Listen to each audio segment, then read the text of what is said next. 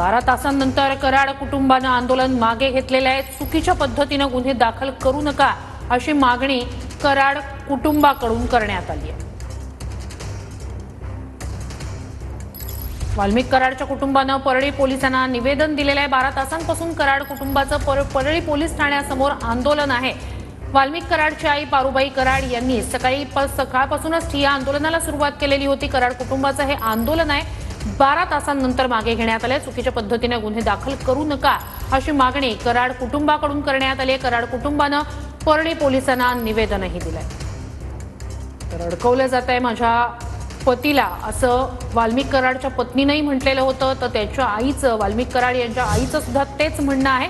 12 तासांनंतर कराड कुटुंबानं आंदोलन मागे घेतलंय। तर उद्या पुन्हा बैठक होणार आहे आणि त्यानंतर आंदोलनाचा निर्णय होणार आहे। ही एक महत्त्वाची घडामोड म्हणता येईल। 12 तासांपासून कराड कुटुंब आंदोलन करत होतं, जे आता मागे घेण्यात आलं। त्यानंतर आता उद्या पुन्हा बैठक होईल, त्यानंतर आंदोलनाचा निर्णय होईल।